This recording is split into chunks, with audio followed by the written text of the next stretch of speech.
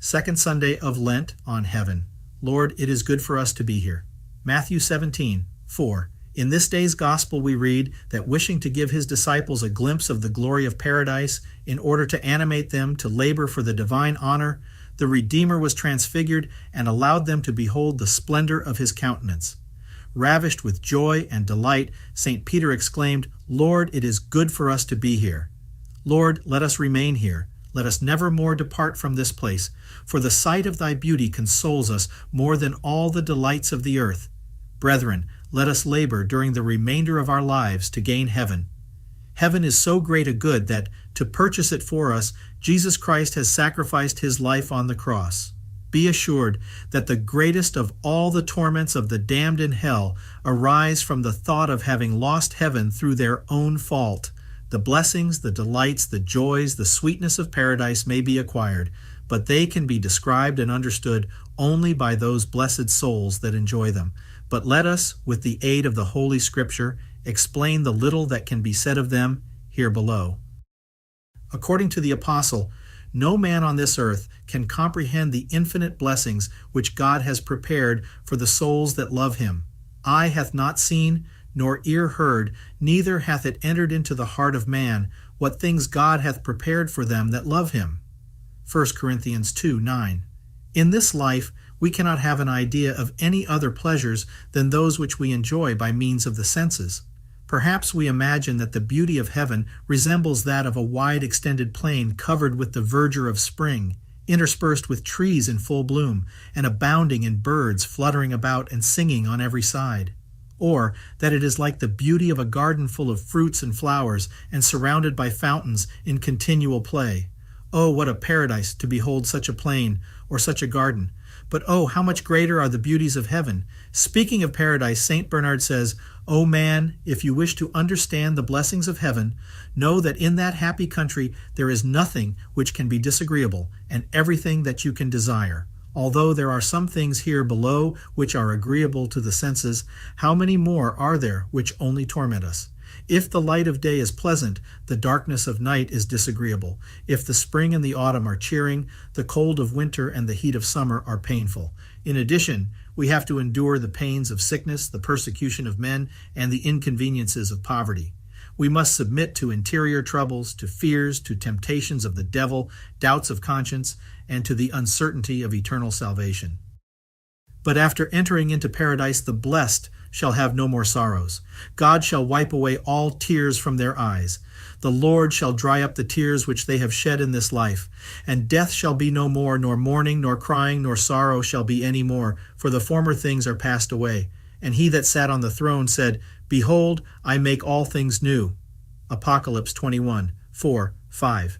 In paradise, death and the fear of death are no more.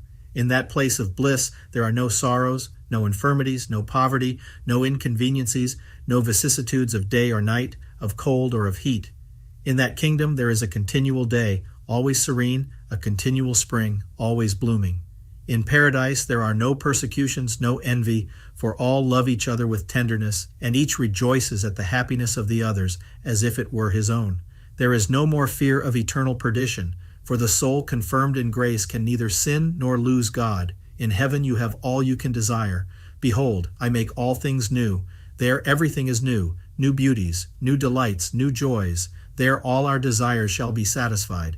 The sight shall be satiated with beholding the beauty of that city. How delightful to behold a city in which the streets should be of crystal, the houses of silver, the windows of gold, and all adorned with the most beautiful flowers. But oh, how much more beautiful shall be the city of paradise! The beauty of the place shall be heightened by the beauty of the inhabitants, who are all clothed in royal robes, for according to St. Augustine, they are all kings. How delighted to behold Mary, the Queen of Heaven, who shall appear more beautiful than all the other citizens of paradise. But what it must be to behold the beauty of Jesus Christ! St. Teresa once saw one of the hands of Jesus Christ and was struck with astonishment at the sight of such beauty. The smell shall be satiated with odors, but with the odors of paradise. The hearing shall be satiated with the harmony of the celestial choirs. St. Francis once heard for a moment an angel playing on a violin, and he almost died through joy. How delightful must it be to hear the saints and angels singing the divine praises. They shall praise thee forever and ever. Psalm 83, 5. What must it be to hear Mary praising God? St. Francis de Sales says that as the singing of the nightingale in the wood surpasses that of all other birds, so the voice of Mary is far superior to that of all the other saints. In a word, there are in paradise all the delights which man can desire.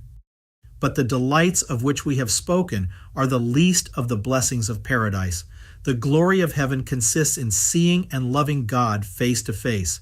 The reward which God promises to us does not consist altogether in the beauty, the harmony, and other advantages of the city of paradise. God himself, whom the saints are allowed to behold, is, according to the promises made to Abraham, the principal reward of the just in heaven. I am thy reward exceeding great. Genesis 15, 1. St. Augustine asserts that, were God to show his face to the damned, hell would be instantly changed into a paradise of delights. And he adds that, were a departed soul allowed the choice of seeing God and suffering the pains of hell, or of being freed from these pains and deprived of the sight of God, she would prefer to see God and to endure these torments. The delights of the soul infinitely surpass all the pleasures of the senses. Even in this life, divine love infuses such sweetness into the soul when God communicates himself to her that the body is raised from the earth. St. Peter of Alcantara once fell into such an ecstasy of love that, taking hold of a tree, he drew it up from the roots and raised it with him on high. So great is the sweetness of divine love that the holy martyrs in the midst of their torments felt no pain, but were on the contrary filled with joy. Hence, St. Augustine says that when St. Lawrence was laid on a red-hot gridiron, the fervor of divine love made him insensible to the burning heat of the fire.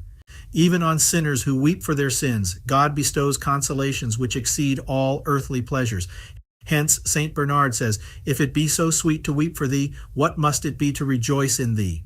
How great is the sweetness which a soul experiences when, in the time of prayer, God, by a ray of his own light, shows to her his goodness and his mercies towards her, and particularly the love which Jesus Christ has borne to her in his passion. She feels her heart melting, and as it were dissolved through love.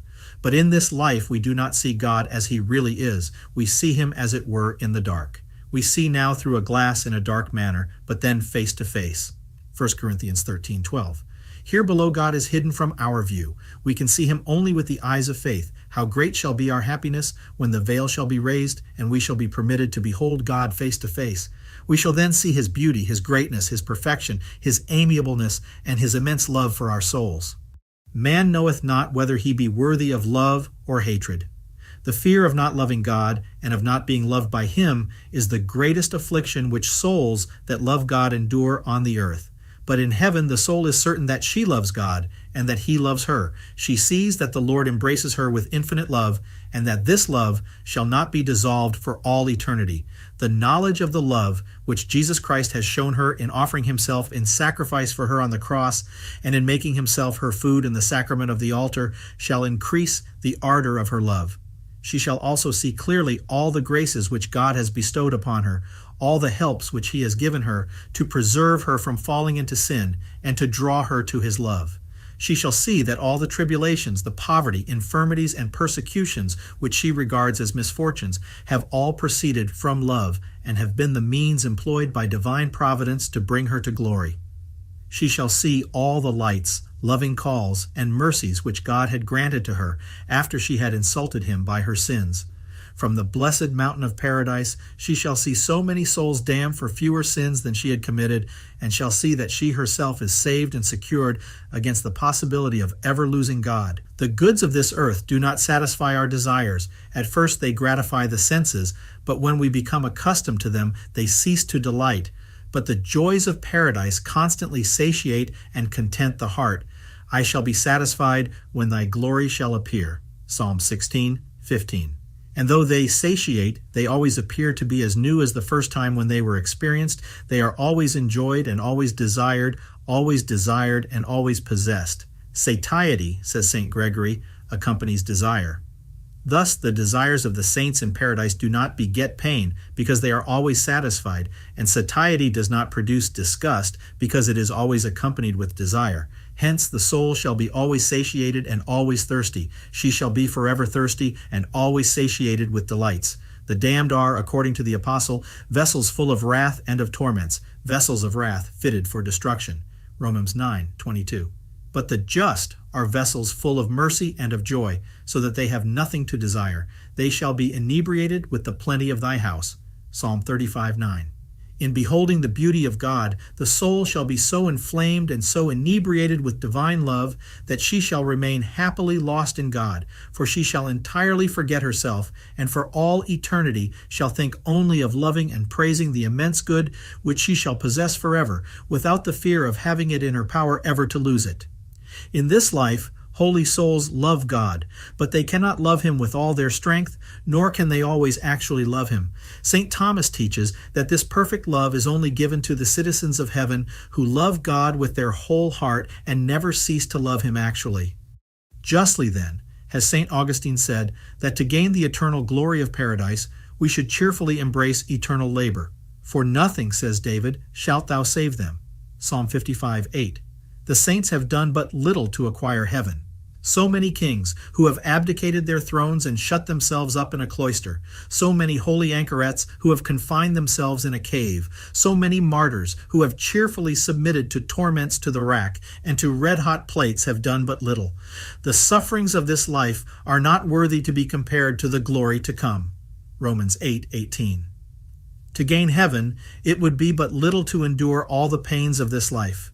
Let us then, brethren, courageously resolve to bear patiently with all the sufferings which shall come upon us during the remaining days of our lives. To secure heaven they are all little and nothing. Rejoice then, for all these pains, sorrows, and persecutions shall, if we are saved, be to us a source of never-ending joys and delights. Your sorrows shall be turned into joy. John 16:20. When then the crosses of this life afflict us, let us raise our eyes to heaven and console ourselves with the hope of paradise.